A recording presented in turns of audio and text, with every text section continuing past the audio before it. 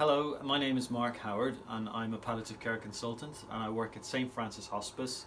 I also do some sessions at Queen's Hospital as well, and I'm here to talk about my experience of using Coordinate My Care, or CMC. I was involved with the introduction of CMC into the hospice back in early 2019, and I've seen its use with our patients grow and develop and improve over the time.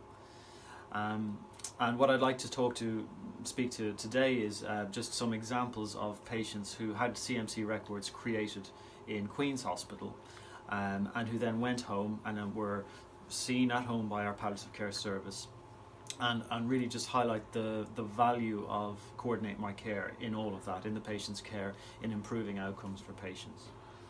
So we last year we did an audit of our CMC records to see what effect it was having in terms of patients' preferred place of death, whether that was being met, and other patient outcomes.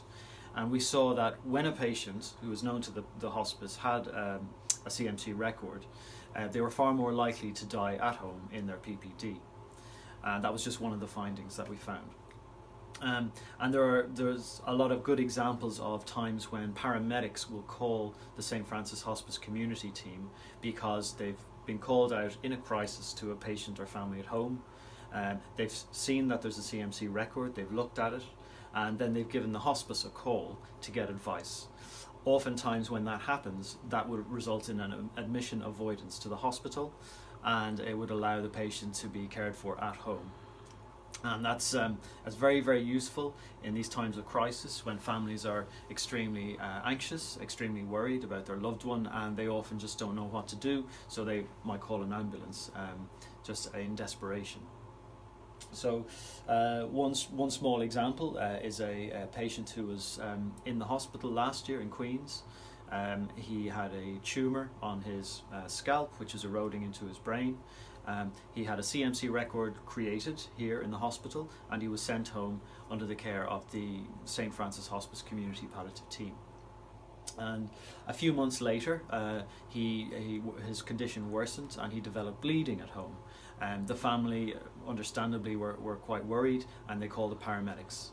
The paramedics came to the house, they saw that he had a CMC record, and they stabilised the patient, and then they called the hospice for more advice. And it allowed that patient to stay at home, which was his pre-agreed preferred place of death.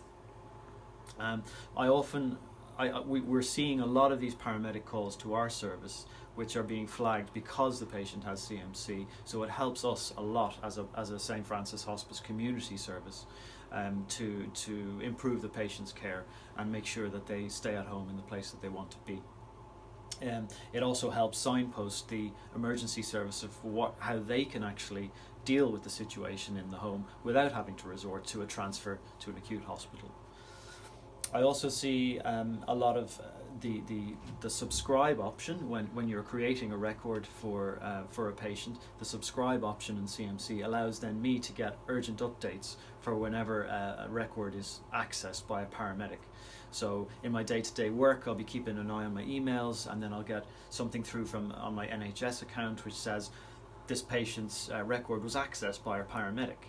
I'm then able to signpost that then to our community team to say, look, can you please check in with this patient and family to make sure everything is okay because a paramedic was called to the house. So that's another way that CMC is really, really useful. But we have seen increasing its use in Queen's. We've seen an increase in the quality. There's still some improvements that we can make as a St. Francis Hospice service. We try all the time to update the records that we see. We try to maintain a good standard because the time invested in creating these records and creating them well will pay off in dividends later down the line.